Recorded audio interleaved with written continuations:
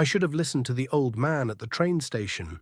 His watery, fear-stricken eyes told me everything his mouth refused to say.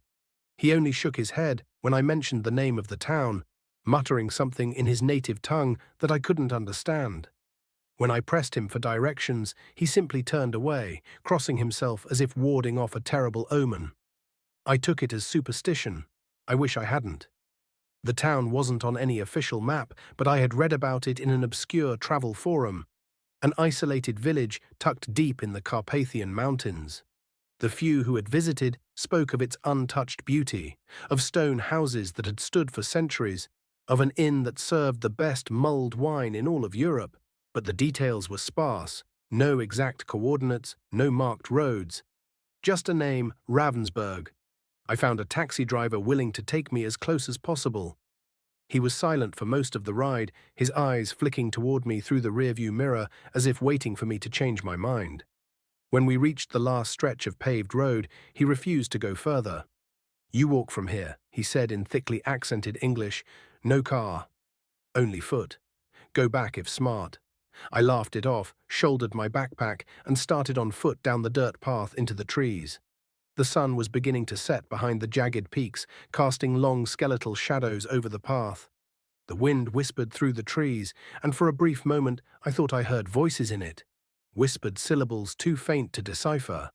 The further I walked, the heavier the air became. The silence felt unnatural, like the forest was holding its breath. No birdsong, no rustling of small creatures. Just my footsteps, crunching against the path.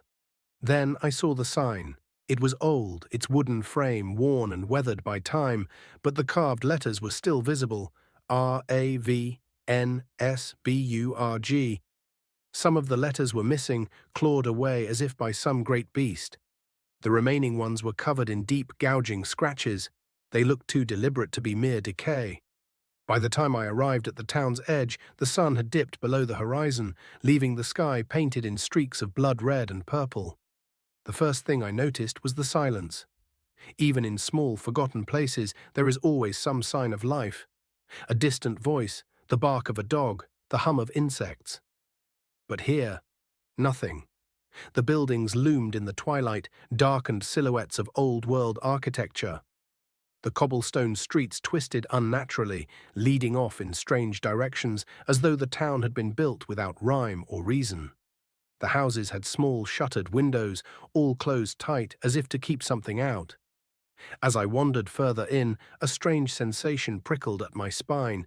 I had the distinct feeling that I was being watched. I turned quickly, expecting to catch a curious villager peeking from behind a curtain. But there was no one. Just empty streets. Then a sound. A soft tapping noise echoed from somewhere deeper within the town. It was rhythmic, deliberate. Tap, tap, tap. I turned a corner and stopped. A single lantern flickered in front of the inn. Its dim glow barely illuminated the wooden sign above the door, swinging slightly in the breeze. I took a deep breath and stepped inside. The inn was small, its interior warmed by a crackling fire in the hearth.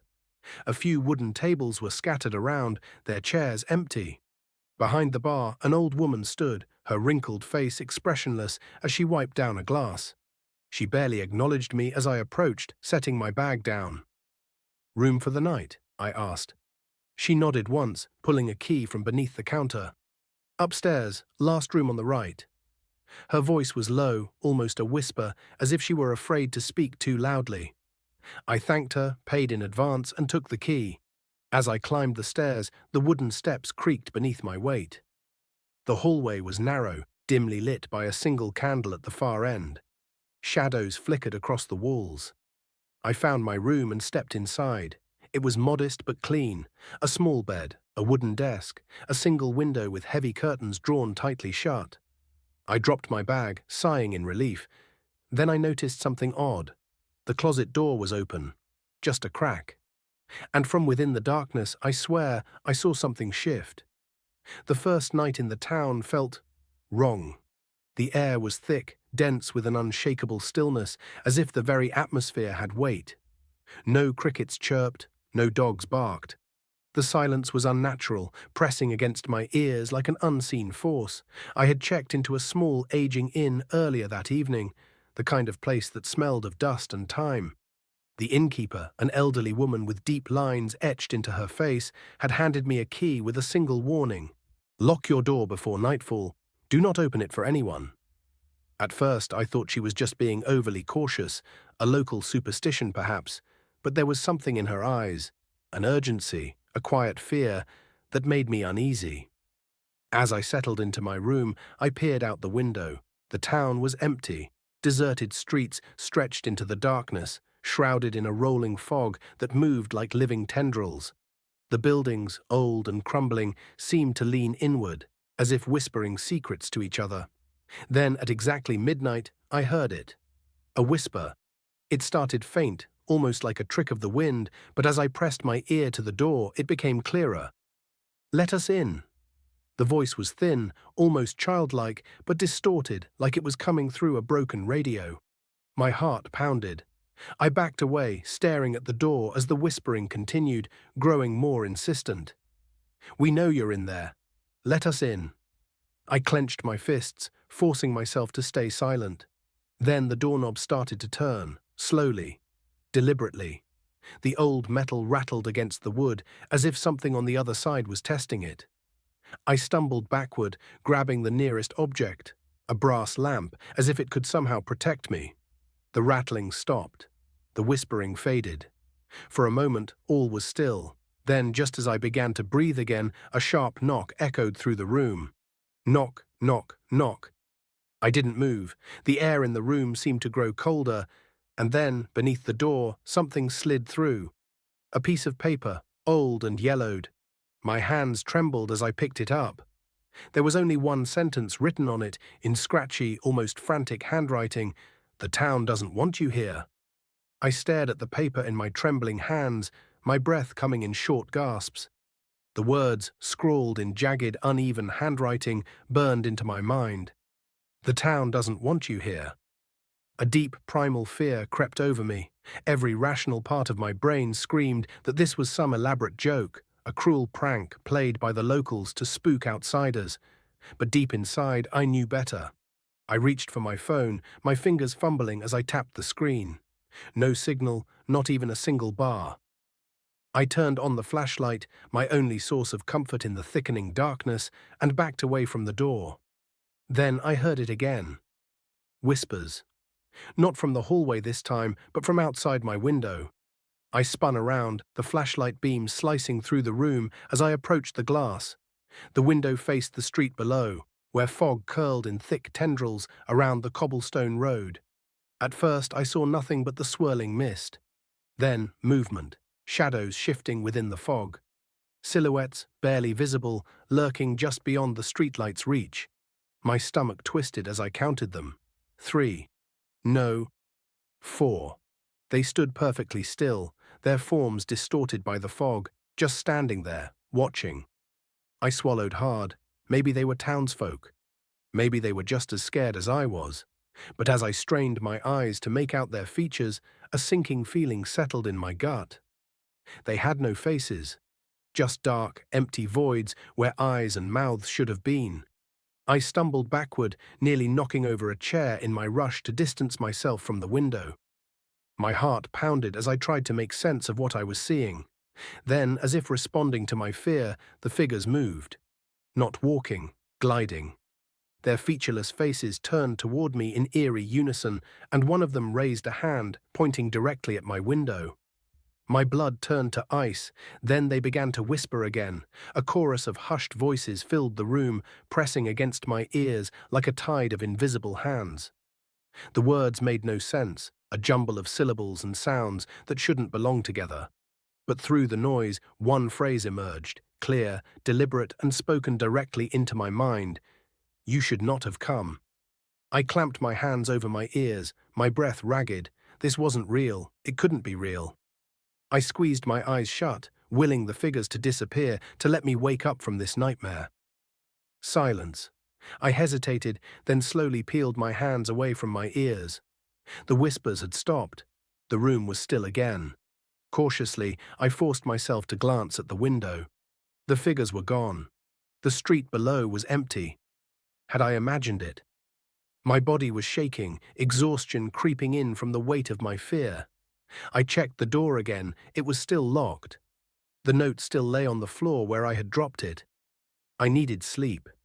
Maybe this was just my mind playing tricks on me, twisting my nerves into hallucinations. I climbed into the bed, keeping the flashlight on, its soft glow my only comfort.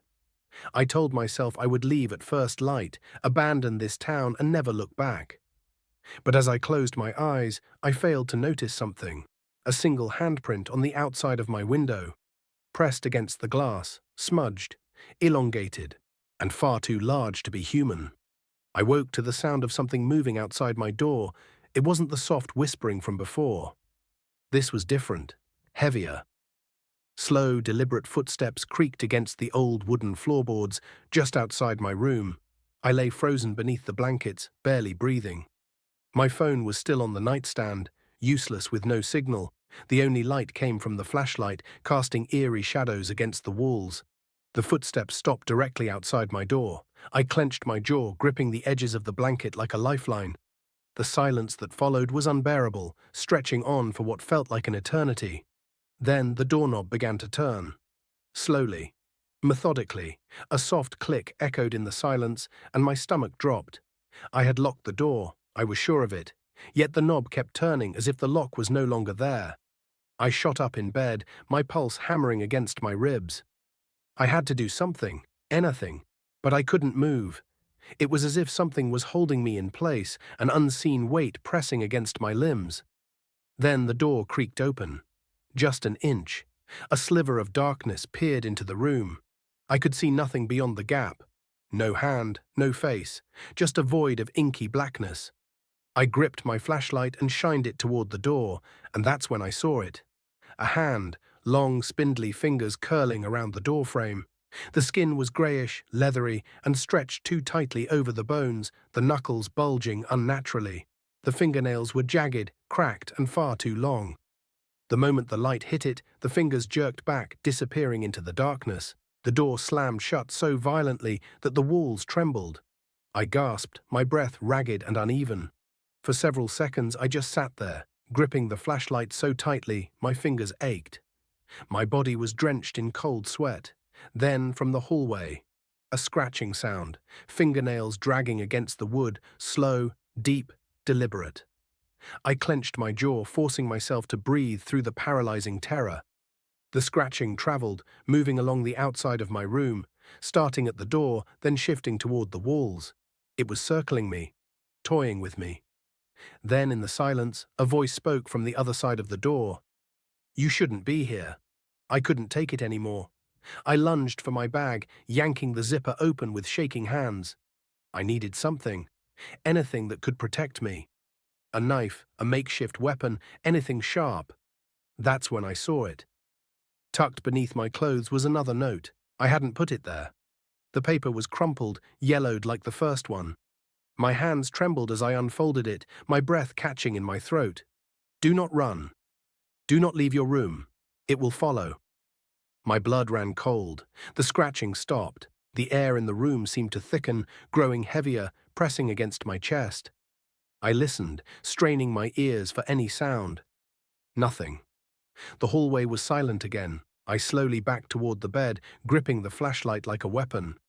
My body was screaming for me to run, to get the hell out of this town, but the words on the note echoed in my mind. "Do not run." I didn't know who had left these messages for me. I didn't know if I could trust them. But something inside me knew that if I ran now, it would chase me. And I would not be fast enough. I crawled back into bed, never taking my eyes off the door. The flashlight cast a faint glow across the room, and I forced myself to stay still, to wait. The night dragged on, every second stretching into an eternity. My muscles ached from tension, my eyes burning from refusing to blink. But the door didn't open again. The scratching didn't return, and somehow, at some point, exhaustion claimed me. When I woke, the sun was rising. The town outside looked normal. The fog had thinned, the streets eerily quiet but no longer suffocating. Birds chirped somewhere in the distance. Had it all been a nightmare? Number, because when I turned toward the door, I saw it. Another note, slipped beneath the door during the night. And when I picked it up, my stomach turned to ice. There was only one word this time. Run. I stared at the note, my fingers trembling as I held it. Run. The word burned into my mind, unraveling any fragile sense of control I had left. My breath came in short gasps as I tried to force my thoughts into order. I had spent the entire night not running because the last note had warned me against it. And now, someone or something had changed its mind. Something had let me live through the night. But for how much longer? The morning light should have been comforting, but as I peered out the window, I realized something was wrong. The street below was still, far too still, not a single person in sight, no shopkeepers opening their doors, no villagers going about their day, just silence. The town looked abandoned. I grabbed my bag and stuffed my belongings inside as fast as I could, my hands fumbling with panic. My instinct screamed at me to get out, to leave this place before something else decided I was no longer welcome. I swung the bag over my shoulder and hesitated at the door. What if it was still out there? The memory of last night's whispers, the thing that had tried to get in, sent a chill down my spine. But I had no choice. I gripped the doorknob, sucked in a shaky breath, and pulled it open. The hallway stretched out before me, bathed in eerie, dim morning light. Empty. I stepped out cautiously, my shoes barely making a sound against the wooden floor. The old building groaned as if protesting my movements. The air was thick, heavy with something unseen, pressing down on my chest. As I made my way toward the staircase, something caught my eye. The other doors in the hallway, every single one of them, were wide open. Each room was vacant, empty beds, untouched furniture, as if no one had been here for years, but I knew that wasn't true. I had seen people when I checked in. The innkeeper, the guests. Where were they now? My stomach twisted as I hurried down the stairs, gripping the railing so tightly my knuckles turned white. The ground floor was the same, silent, abandoned. Chairs were overturned, a plate of half-eaten food sat untouched on one of the tables, dried and rotting. It was as if everyone had left in a hurry, or been taken. I approached the front desk, hoping, praying, that I'd find some kind of clue, a sign that this was all just a bizarre misunderstanding. But then I saw her, the innkeeper. She was standing behind the counter, her back to me, completely still. A wave of relief washed over me. "Excuse me." She didn't move. "Ma'am?" I tried again, my voice shaking. Something was wrong. I took a hesitant step closer, the wooden floor creaking beneath my weight. The sound made her twitch, not turn, not flinch. Twitch, like a puppet whose strings had just been pulled. A cold shudder ran down my spine. I swallowed hard, forcing my voice steady. "Are you okay?" Slowly, mechanically, she began to turn, and that's when I saw her face. Her eyes were missing. Two gaping hollow sockets stared back at me, black as the void, her skin pale and stretched too tightly over her skull. Her mouth opened, wider than any human mouth should. And then she spoke. Not with words, not with sound, with whispers. 100 voices spilled from her throat, overlapping, distorting, surrounding me from every direction. "Why are you still here? Why are you still here? Why are you still here?" I stumbled backward, heart hammering against my ribs. Her head twitched, her mouth unhinging further, her whispers turning into something hungry. And then she moved, not walked, glided. 1 second she was behind the counter. The next, she was in front of me, inches from my face. I ran. I didn't think, didn't look back. I bolted through the front door, into the empty streets, my pulse thundering in my ears. The town was wrong. Buildings looked different. Twisted, leaning in like watching figures. The air was thick, suffocating. I turned a corner, my lungs burning as I ran toward the road that led out of town. But then, I stopped. The road was gone. Where there should have been a path leading back to the main highway, there was now nothing but fog. Thick, churning. Alive. I backed away, my breath shallow. The whispers returned, curling around me like invisible fingers, and then, in the distance, I saw them, the figures, the faceless ones, standing at the edge of the fog, waiting. I turned to run back, but the innkeeper was there, standing in the middle of the street, head tilted, grinning. Her mouth moved again, and her voice wasn't hers anymore. "You shouldn't be here." The ground beneath me trembled. The buildings groaned, their twisted forms shifting. The whispers grew louder, rising into a deafening, mind-breaking scream. And then I understood.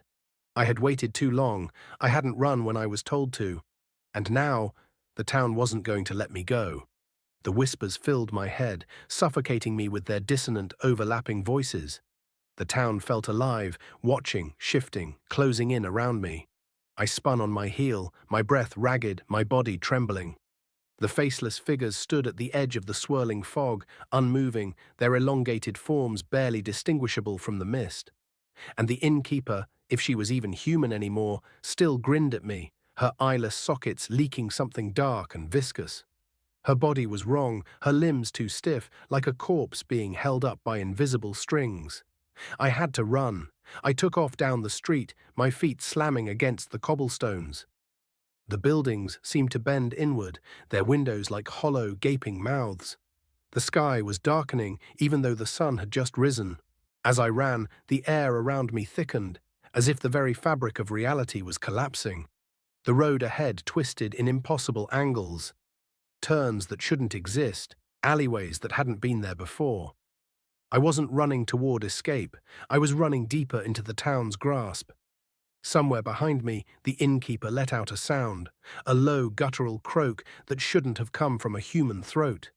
The whispers turned into screeches, as if something ancient and hungry was angry that I was running. I turned a corner and nearly stumbled as I reached the town square. It had changed. The buildings that surrounded it were no longer normal structures. They were contorted, their walls breathing, their windows black pits of nothingness. In the center of the square stood something I hadn't seen before, a well. It was old, ancient. The stones that made up its frame were cracked, pulsating faintly as if a heartbeat thrummed beneath them. And something inside it was watching me. I felt it before I saw it. A presence, deep, primordial, and filled with an insatiable hunger. The whispers faded. The entire town fell silent. I took a step back, but the second I did, a sharp pain lanced through my skull. My vision blurred, my ears rang, and suddenly, I wasn't alone. Figures emerged from the shadows, crawling out of alleyways, slipping through doorways that shouldn't exist. Some looked human. Villagers, their faces frozen in expressions of terror. Others were wrong. Their limbs were too long. Their mouths were stitched shut.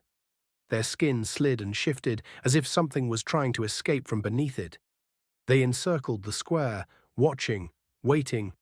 And then, something began to rise from the well. At first, it was just a hand, long spindly fingers with too many joints, its flesh slick and blackened. Then came the arm, its bones bending unnaturally as it pulled itself up. A face followed, but it wasn't a face, it was an absence of one. A void where features should have been, its skin shifting, folding inward, constantly changing, as if struggling to decide what it was. It was the town, the thing that had been whispering to me, and it had finally come for me. I staggered backward, my body screaming for me to run, but I couldn't move. Something held me in place, an unseen force pressing against my chest, pushing me toward the well, toward it. The whispers returned. But this time they weren't words. They were memories, not mine, the town's. I saw flashes of people, outsiders like me, trapped here, their bodies consumed by the thing in the well. Their minds taken, their voices added to the whispers. This town had never been on any map, because it was never meant to be found. And now I was a part of it. The thing in the well reached toward me, its fingers twitching, its featureless face splitting into something like a smile. Then, something changed. A bell tolled in the distance. The figures around me froze. The whispers stopped. And the thing in the well recoiled, letting out a sound that sent a wave of nausea through me. It wasn't pain. It was fear. I didn't wait to understand why. I ran. This time the town didn't shift against me. The buildings didn't twist to trap me. The streets led me toward the outskirts, toward the road that had vanished before, and suddenly, the fog was gone. The road was back. I didn't stop. I kept running until the town was just a speck in the distance, until my lungs burned and my legs threatened to give out. When I finally collapsed, gasping for breath, I turned back. The town was gone. Vanished, as if it had never existed. The only proof that it had been real, the only thing that convinced me I hadn't gone mad, was the note still clutched in my hand. The last message left for me, the one that had saved my life. Run. I ran until my legs burned, until my breath came in ragged, uneven gasps, but no matter how far I went, the road stretched endlessly ahead of me. The town was gone, yet I couldn't escape it. The fog behind me thickened, swallowing everything in its path. Shadows lurked within it, tall, unmoving, watching. The same figures that had stood at the town's edge, waiting in silence. I knew they were following me. Or worse, I knew I had never actually left. The cracked pavement beneath my feet felt wrong, like it wasn't really there. The trees on either side of the road stretched upward like skeletal hands, their branches curling unnaturally. And then, I saw a sign. It stood crooked, rusted from years of exposure, nearly hidden beneath creeping vines. But the words carved into its surface sent a fresh wave of dread crashing over me. Welcome to Black Hollow. I staggered to a stop, my chest tightening. No, that wasn't possible. I had left. I had run miles away. My legs shook as I turned, expecting to see the road stretching behind me. Instead, there was only fog. Churning, thick, alive. The silhouettes inside it didn't move, but I felt them watching. Felt them waiting. My fingers clenched into fists. My breathing was sharp and shallow. I had never escaped. I had only been running in circles. Something let me think I was free, just to bring me back. The town wanted me to understand something before it took me. But what? I turned back to the sign, hesitating before stepping forward. The air was heavier now, pressing down on my chest, making it harder to breathe. Every instinct screamed at me to turn around, to run again, but where could I go? I stepped past the sign, and the moment my foot touched the ground, the whispers returned, not just from behind me, not just from the fog. They came from everywhere, the trees, the pavement, the very air. You came back. You came back. You came back. The voices overlapped, distorting into something inhuman. A deep, low groan rumbled beneath my feet. The ground shuddered, the trees leaned inward as if they were closing in. And then, the bell rang. Loud, hollow, echoing from somewhere deep within the town. The moment the sound hit me, I collapsed to my knees, clutching my head as my skull felt like it was splitting open. Flashes, images, memories that weren't mine. I saw a man. A traveler just like me. His face was twisted in terror, his hands bloodied as he pounded on a door that would never open. I saw a woman, standing at the edge of the town, staring into the fog. She didn't run. She let it take her, and then I saw myself, standing at the edge of the well. Looking down into the darkness, something inside it looked back. I gasped, wrenching myself free from the vision. The whispers stopped. The bell stopped, and I was alone. I staggered to my feet, dizzy, disoriented. The world around me looked different now, muted, like I was trapped in a place where time didn't quite work the same way. I didn't know what I had just seen, but I knew one thing for certain. I had been here before, and worse, I had never left. A sharp click echoed through the silent street. I turned. The innkeeper stood behind me. Her eyeless sockets wept black ichor, her mouth twisted into something that almost resembled a smile. She raised one skeletal hand and pointed toward the center of town. Toward the well. My breath hitched. "It's time," she whispered, and the ground beneath me began to crack open. The ground beneath me trembled, a deep, sickening groan reverberating through the cobblestones. The cracks widened, jagged fissures splitting the earth like open wounds. I staggered backward, my breath hitching. The innkeeper stood motionless, her skeletal hand still pointing toward the well in the center of town. Her face, it was frozen in something that almost resembled a smile.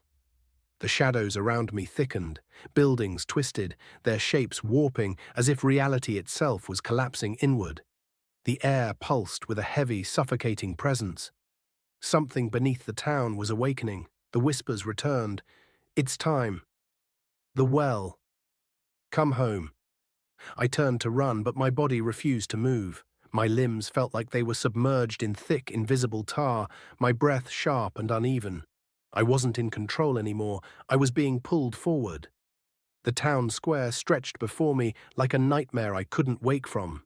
The well loomed ahead, ancient, cracked, its surface pulsating faintly like something alive lurked beneath the stone, something that had been waiting. I fought against the unseen force, my muscles screaming as I tried to wrench myself free. Come home.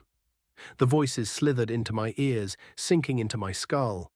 They weren't just whispering to me anymore, they were whispering inside me. The ground cracked again, deeply, violently. The well shuddered, a low, hollow moan rising from its depths. And then a hand emerged, long, spindly, too many joints. Its skin was slick, blackened, shifting like liquid. The fingers twitched as they gripped the edge of the well. A second hand followed, then it began to pull itself up. I couldn't breathe. The thing that rose from the well was not human. It had no true form. Its body was constantly shifting, twisting between shapes, its face a void of swirling shadows. Eyes appeared and disappeared across its surface, blinking out of sync. A dozen mouths opened and closed, whispering my name in voices that weren't mine. It was all of them. The town, the voices, the things in the fog. It had always been one. And now it was here.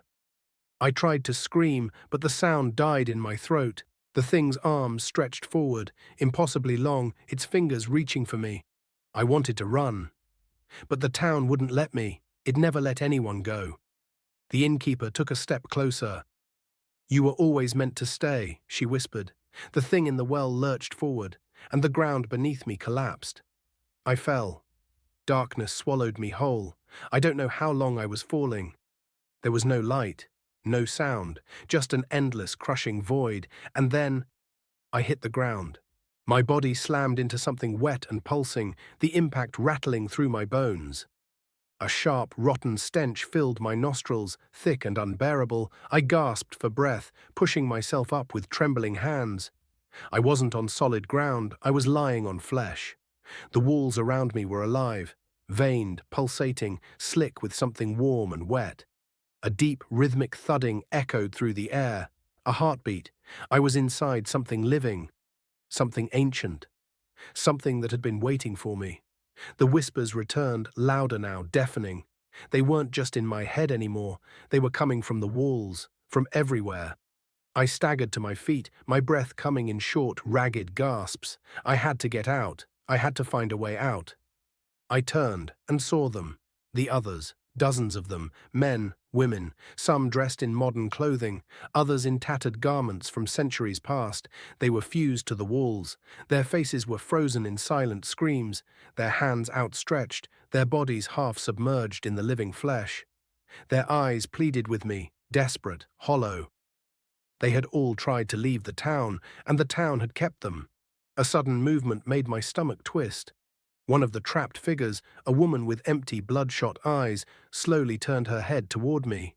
Her lips parted, and in a voice that was barely a whisper, she said, "Run." A wet, gurgling sound echoed behind me. I didn't turn. I ran. The walls pulsed around me, shifting, the heartbeat growing louder. The ground beneath me moved, like something was breathing. The tunnel stretched endlessly, winding in unnatural ways, shifting beneath my feet. Something was chasing me. I didn't see it, but I felt it. The air behind me grew thick, suffocating, filled with a sickly, rotten stench. The whispers became screeches. A shadow loomed, and then the tunnel ended. A massive, rotting door stood before me, its surface covered in shifting, writhing faces. Their mouths moved, their eyes rolling wildly. "You cannot leave," they moaned in unison. I threw myself against the door. It didn't budge. I turned, my breath hitching. The shadow had nearly reached me. I could feel its presence pressing against my skin, something ancient and hungry. The faces on the door screamed, and then a loud bell tolled, shaking the ground beneath me. For a moment, everything stopped.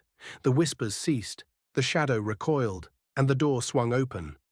Light exploded into the tunnel, blinding me. A force yanked me forward, and suddenly I was falling again. The world tilted, and I hit the ground, hard. The cold bite of stone beneath me made me gasp.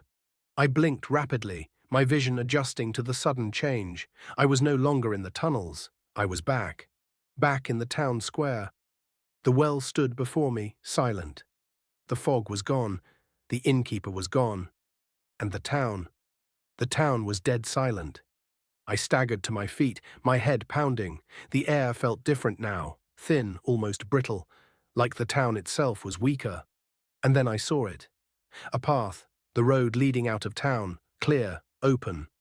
I didn't hesitate. I ran. I didn't stop. I didn't look back. And this time, the town didn't stop me. I ran. Faster than I ever had before. The cold wind cut against my face, my breaths ragged and uneven.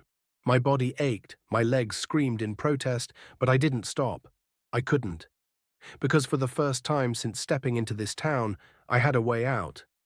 The road stretched ahead of me, winding through the dense forest that surrounded Black Hollow. The fog had lifted. The sky, once an oppressive grey, now shimmered with the faintest hint of dawn. Was I really free? The thought clawed at my mind, desperate yet fragile, but I didn't let myself dwell on it. Not yet. I just ran. The town was silent behind me, as if it had lost its grip on me, as if it had let me go. I didn't dare look back. The road was uneven, cracked from years of neglect. Gnarled roots jutted out from beneath the pavement, making the path treacherous. More than once I stumbled, catching myself just before I could fall. And then I heard it. A single distant chime. The bell. My blood ran cold. Number I forced myself to keep moving, to push forward, but the road ahead suddenly looked off. Hadn't I seen that twisted tree before? The one with bark peeling like rotted flesh? Hadn't I passed that mile marker already? The realization slammed into me like a freight train. I was running in circles. The town wasn't letting me go. It had never planned to. Panic clawed at my chest. I turned, desperate to see something different, anything different. And then I saw her, standing just a few feet away. The innkeeper, motionless. Still, her eyeless sockets oozed black ichor, her skeletal hands clasped in front of her as though in silent prayer. Her presence alone made my stomach lurch, but then I noticed something even worse. The road behind her was gone. There was no town anymore, no buildings, no square, no well. Just endless stretching forest. And her. U.L. Her voice was hollow, disappointed. I took a shaky step back. I don't belong here. She tilted her head. A thick drip of ichor slid down her cheek. You do. My body locked up, an invisible weight pressing down on my limbs. My heart slammed against my ribs as I realized I couldn't move. She took a step closer. You always have. Another step. You always will. I fought against whatever was holding me, my muscles straining, my breath coming in ragged gasps. Her hand reached for me. The world around me shuddered. No, I wasn't going back. I refused to go back. I squeezed my eyes shut. And then I let go of the fear, of the whispers, of the town. A violent wind ripped through the trees, a deafening roar filling my ears. And then silence. The weight lifted. When I opened my eyes, the innkeeper was gone. And so was the forest. I was standing on a highway. A real highway. Cracked pavement, faded yellow lines, rusted road signs. My breath hitched. I turned slowly. Behind me, where Black Hollow should have been, there was nothing. No town, no road. No trace that it had ever existed. Just endless trees, swaying in the morning breeze. A new kind of fear settled in my chest. Had I imagined it all? Had the town ever been real? My head throbbed, memories flashing too quickly for me to grasp. The whispers, the figures in the fog, the thing in the well, they all felt like distant nightmares, slipping from my mind like sand through my fingers. And yet, the scent of something rotting still lingered on my skin. A low hum filled the air. I turned my head, heart pounding. A car, an actual car, the first real sign of life I had seen in what felt like an eternity. I stumbled toward the road, my arms waving frantically. The old, beat-up pickup truck slowed, then came to a stop a few feet away. The driver, a middle-aged man with a weathered face and kind eyes, leaned out the window, brow furrowed. "You all right, son?" I hesitated. My mouth opened, but no words came out. Because how could I explain? How could I tell him that I had been trapped in a town that shouldn't exist? That I had seen things no human should ever see? That I had almost become one of them? The man's concern deepened. "Hey, you need help? You lost?" Lost. The word settled uneasily in my chest. Was I? I swallowed hard, forcing a nod. "Yeah, just trying to get home." The man nodded. "Hop in. Closest town's about an hour away. You can call someone from there." I hesitated for only a second before climbing into the passenger seat. The truck rumbled forward. The trees blurred past us. And for the first time since I arrived in Black Hollow, I felt like I had escaped. I exhaled shakily, leaning my head back against the seat. My body ached, exhaustion settling deep in my bones. Maybe it was really over. Maybe I had actually gotten out. The man turned on the radio, filling the silence with the crackling voice of a news anchor.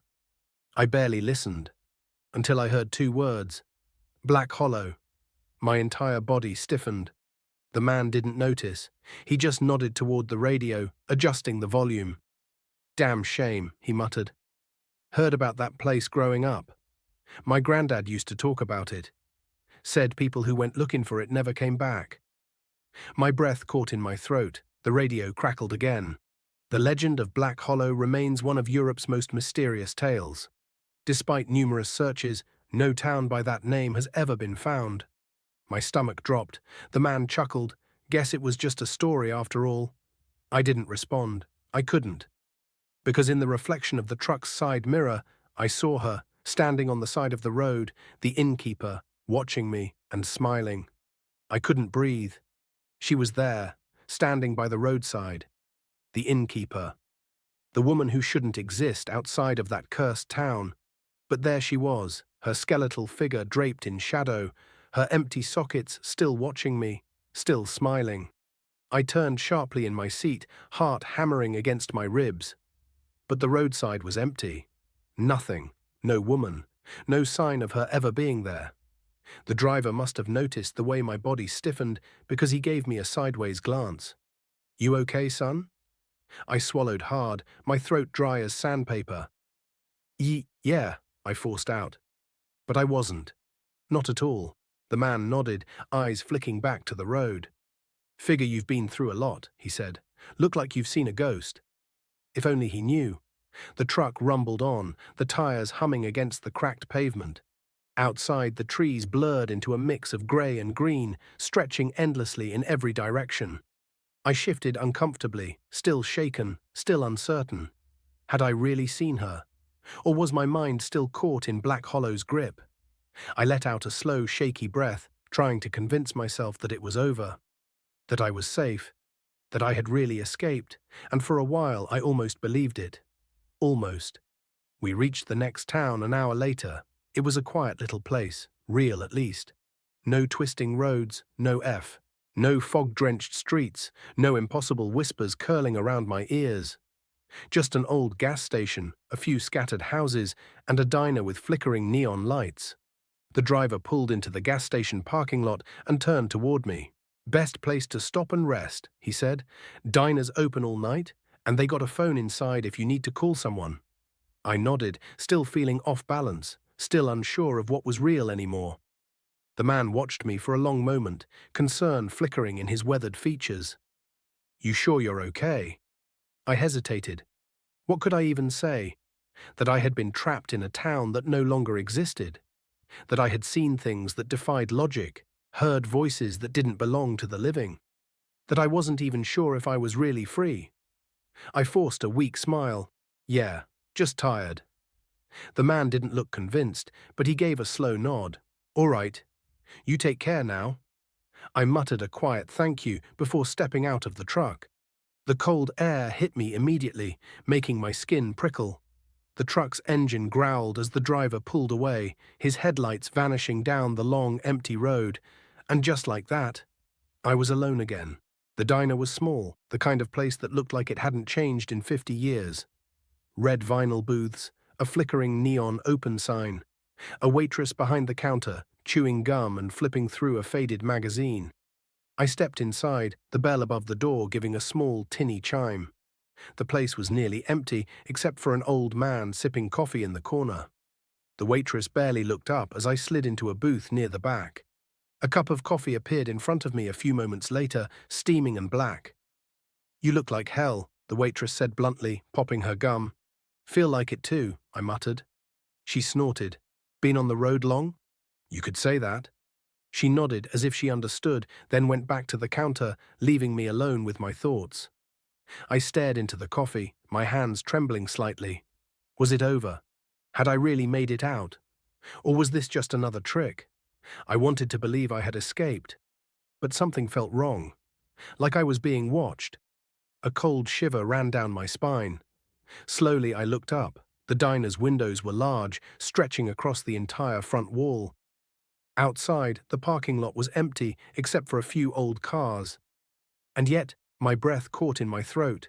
A shadow stood just beyond the glass, still, motionless, watching me. I couldn't make out a face, but I knew. Somehow I knew. The innkeeper. I squeezed my eyes shut, my heart slamming against my ribs. This wasn't real. This couldn't be real. I opened my eyes again, and the shadow was gone. The parking lot was empty. The night was silent, but I still felt it. That presence, that pull. I clenched my fists under the table, trying to steady my breathing. This wasn't over. Not yet. I didn't sleep that night. Even after checking into a small motel down the street, I kept the lights on, my back pressed against the wall. Every time I closed my eyes, I saw her face. I heard the whispers, the town's voice still lingering in my skull. "You never left. You never leave." At some point, exhaustion finally dragged me into a restless, uneasy sleep. But when I woke up, I wasn't in the motel anymore.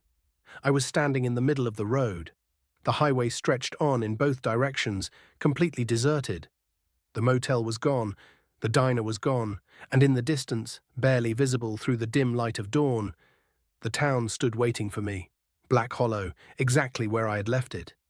A chill unlike anything I had ever felt before settled deep in my bones. I didn't move. I didn't breathe. Because somehow, some way, I had been brought back. The road behind me no longer existed.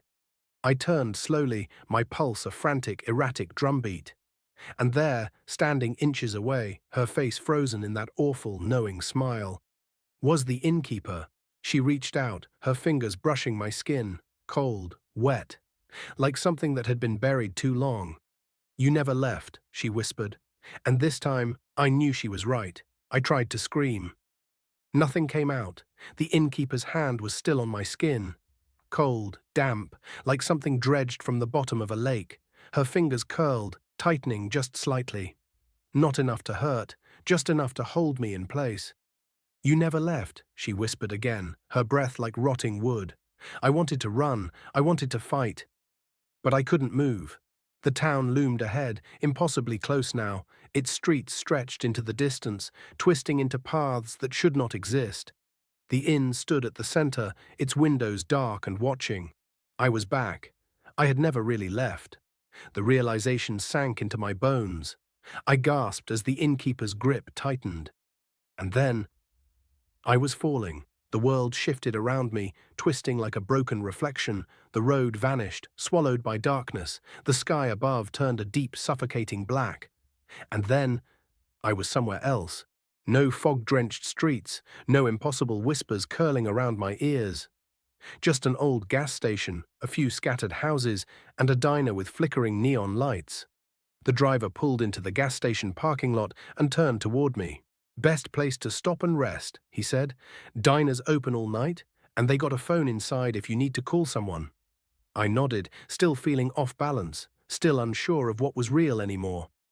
The man watched me for a long moment, concern flickering in his weathered features. "You sure you're okay?" I hesitated. What could I even say? That I had been trapped in a town that no longer existed? That I had seen things that defied logic, heard voices that didn't belong to the living? That I wasn't even sure if I was really free? I forced a weak smile. "Yeah, just tired." The man didn't look convinced, but he gave a slow nod. "All right, you take care now." I muttered a quiet thank you before stepping out of the truck. The cold air hit me immediately, making my skin prickle. The truck's engine growled as the driver pulled away, his headlights vanishing down the long, empty road. And just like that, I was alone again. The diner was small, the kind of place that looked like it hadn't changed in 50 years. Red vinyl booths, a flickering neon open sign, a waitress behind the counter, chewing gum and flipping through a faded magazine. I stepped inside, the bell above the door giving a small, tinny chime. The place was nearly empty, except for an old man sipping coffee in the corner. The waitress barely looked up as I slid into a booth near the back. A cup of coffee appeared in front of me a few moments later, steaming and black. "You look like hell," the waitress said bluntly, popping her gum. "Feel like it too," I muttered. She snorted. "Been on the road long?" "You could say that." She nodded as if she understood, then went back to the counter, leaving me alone with my thoughts. I stared into the coffee, my hands trembling slightly. Was it over? Had I really made it out? Or was this just another trick? I wanted to believe I had escaped, but something felt wrong, like I was being watched. A cold shiver ran down my spine. Slowly I looked up. The diner's windows were large, stretching across the entire front wall. Outside, the parking lot was empty except for a few old cars. And yet, my breath caught in my throat. A shadow stood just beyond the glass, still, motionless, watching me. I couldn't make out a face, but I knew. Somehow I knew. The innkeeper. I squeezed my eyes shut, my heart slamming against my ribs. Number, this wasn't real. This couldn't be real. I opened my eyes again, and the shadow was gone. The parking lot was empty. The night was silent, but I still felt it. That presence, that pull. I clenched my fists under the table, trying to steady my breathing. This wasn't over. Not yet. I didn't sleep that night. Even after checking into a small motel down the street, I kept the lights on, my back pressed against the wall. Every time I closed my eyes, I saw her face. I heard the whispers, the town's voice still lingering in my skull. "You never left. You never leave." At some point, exhaustion finally dragged me into a restless, uneasy sleep. But when I woke up, I wasn't in the motel anymore. I was standing in the middle of the road. The highway stretched on in both directions, completely deserted. The motel was gone, the diner was gone, and in the distance, barely visible through the dim light of dawn, the town stood waiting for me, black hollow, exactly where I had left it. A chill unlike anything I had ever felt before settled deep in my bones. I didn't move. I didn't breathe. Because somehow, some way, I had been brought back. The road behind me no longer existed. I turned slowly, my pulse a frantic, erratic drumbeat. And there, standing inches away, her face frozen in that awful, knowing smile, was the innkeeper. She reached out, her fingers brushing my skin, cold, wet, like something that had been buried too long. "You never left," she whispered. And this time, I knew she was right. I tried to scream. Nothing came out. The innkeeper's hand was still on my skin. Cold, damp, like something dredged from the bottom of a lake. Her fingers curled, tightening just slightly. Not enough to hurt, just enough to hold me in place. "You never left," she whispered again, her breath like rotting wood. I wanted to run, I wanted to fight. But I couldn't move. The town loomed ahead, impossibly close now. Its streets stretched into the distance, twisting into paths that should not exist. The inn stood at the center, its windows dark and watching. I was back. I had never really left. The realization sank into my bones. I gasped as the innkeeper's grip tightened. And then, I was falling. The world shifted around me, twisting like a broken reflection. The road vanished, swallowed by darkness. The sky above turned a deep, suffocating black. And then, I was somewhere else. I hit the ground hard, my knees slamming against cold, damp stone. The air smelled like earth, like something ancient and forgotten. A dim, flickering light illuminated the space. Shadows crawled across the walls, shifting and writhing like living things. I was underground, a catacomb, and I wasn't alone. The whispering started almost immediately, software, unintelligible, but growing. Dozens of voices, hundreds. I turned slowly, my breath coming in short gasps. Figures stood in the darkness, barely visible at first, just outlines, just shapes. But as my eyes adjusted, I saw them. The people of Black Hollow, the ones who had never left. Some had faces, familiar faces, the old shopkeeper, the woman from the bakery, the little girl with the missing eye. Others didn't, their forms twisted, flickering like candlelight, their faces blurred, shifting like melting wax. They watched me, and then, all at once, they spoke. "You belong here." The whisper echoed through the cavern, sinking into my skull. I pressed my hands over my ears. "No." "You belong here," they said again. "No," I whispered. "I don't." The whispering grew louder, the shadows on the walls moved, stretching toward me. And then I saw her, standing at the far end of the catacomb, the innkeeper. She no longer looked human. Her body was elongated, her limbs too thin, too stretched. Her mouth grinned unnaturally wide, her blackened teeth like shards of glass. And her eyes, there were too many. Not just two, but dozens, all over her face, watching me, seeing everything. She took a step forward. The stone beneath my feet trembled. I stumbled backward, my heart slamming against my ribs. "You belong here," the voices chanted. Their words filled the air, pressing against my skin, into my bones, into my head. I clenched my fists. This wasn't real. This couldn't be real. I had left. I had escaped, hadn't I? The innkeeper took another step, then another. Her grin widened. The cavern shifted around me, the walls moving, the shadows crawling. I turned, and there was a door, old, wooden, standing in the middle of the stone passageway. It shouldn't have been there. But I didn't care. I ran. The whispers screamed, their voices rising into a single deafening shriek. The innkeeper lunged, and I threw myself through the door. The air changed instantly. I hit the ground hard, gasping for breath. The cold stone of the catacomb was gone. Beneath me, wood. I blinked, my vision adjusting to the dim light. I was inside a room. Small, familiar. Too familiar. The scent of old wood and damp fabric filled my nose. I knew this place. I had woken up here before. I turned my head, my breath catching in my throat. There, against the far wall, the bed, the nightstand, the cracked mirror, the same room from the inn, the room I had stayed in that first night.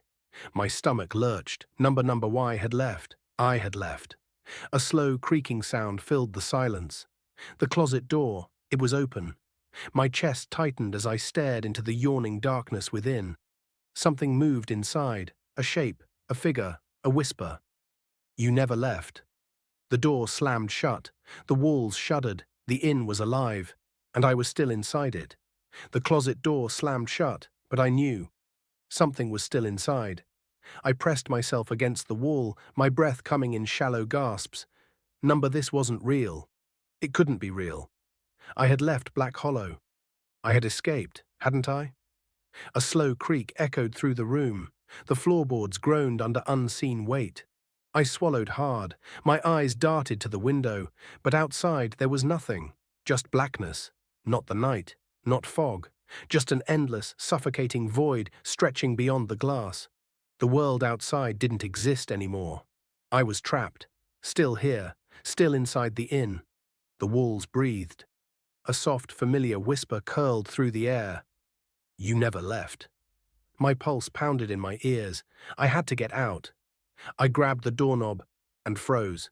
Something breathed behind me, slow, ragged, close. I didn't want to turn around. I didn't want to see. But I couldn't stop myself. I turned my head just slightly and saw the mirror. It was cracked. shattered down the middle, but within its reflection, I wasn't alone. A figure stood behind me, tall, wrong. It loomed in the corner of the room, half shrouded in shadow. Its face was missing, no eyes, no mouth, just a smooth, pale surface where its features should have been. And yet, I felt it looking at me, watching, waiting. My breath hitched, move. I tore my gaze from the mirror and lunged for the door. It wouldn't open. The handle twisted but refused to turn. The walls shuddered. The air grew thick, pressing against my skin. The whisper came again, this time right against my ear. "You never left."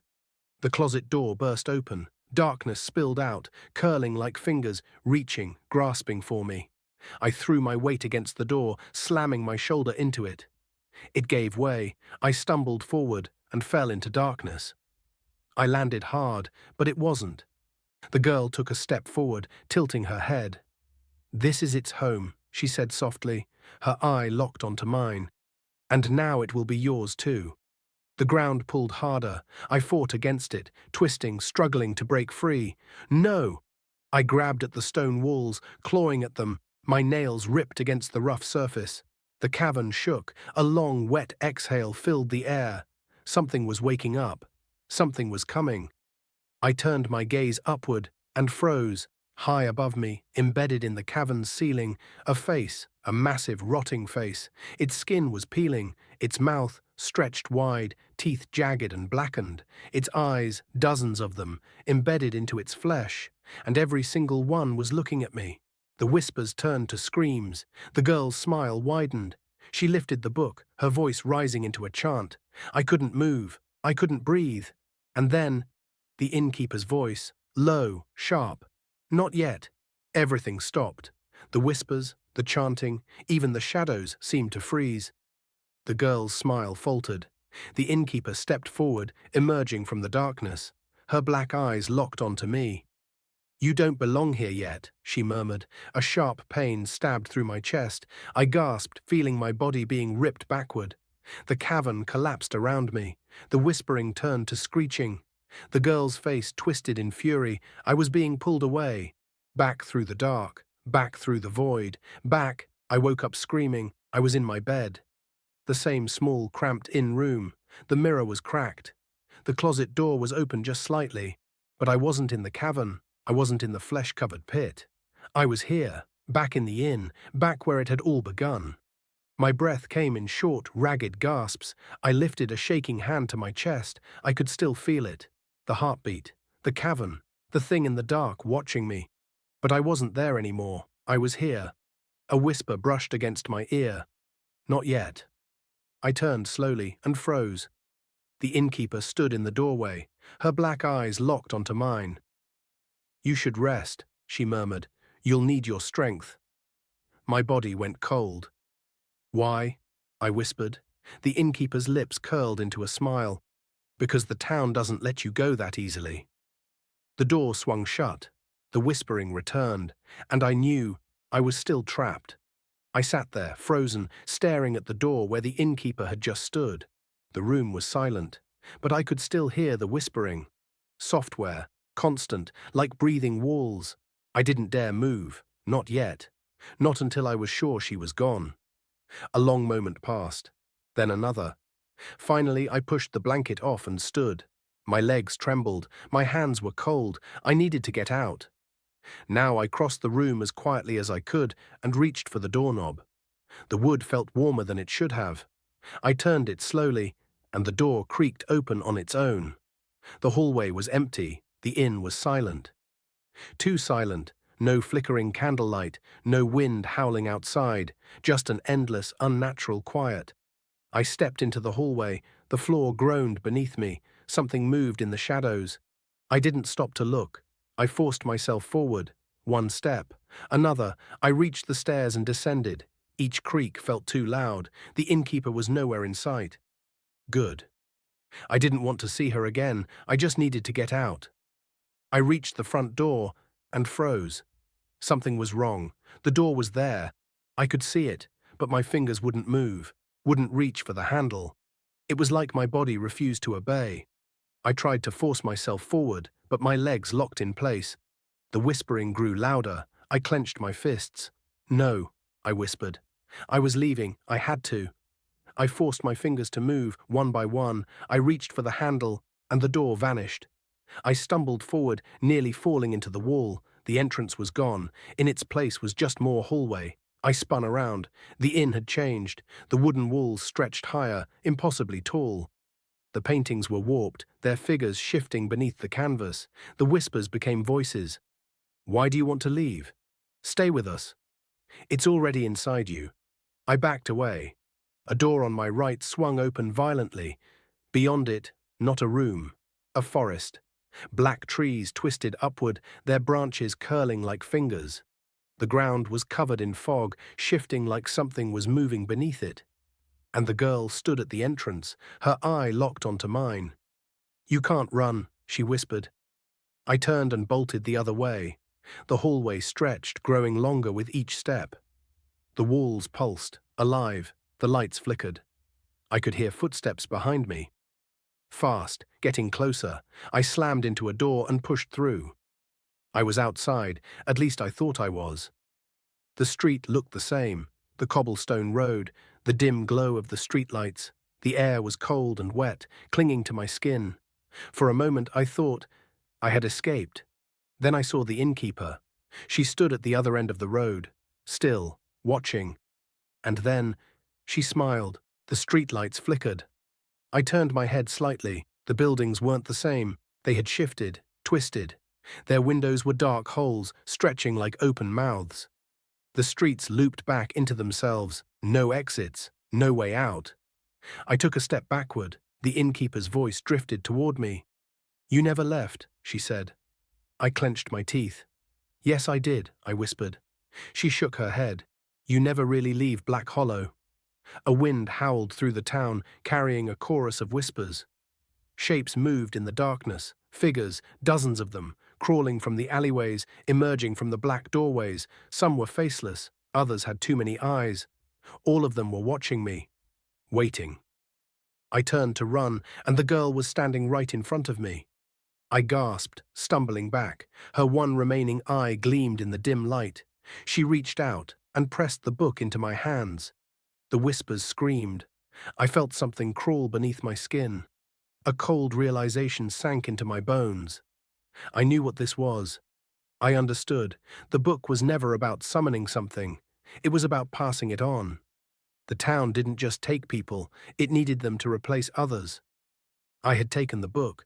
I was one of them now. I looked up in horror. The girl was gone. The streets were empty. The wind had stopped.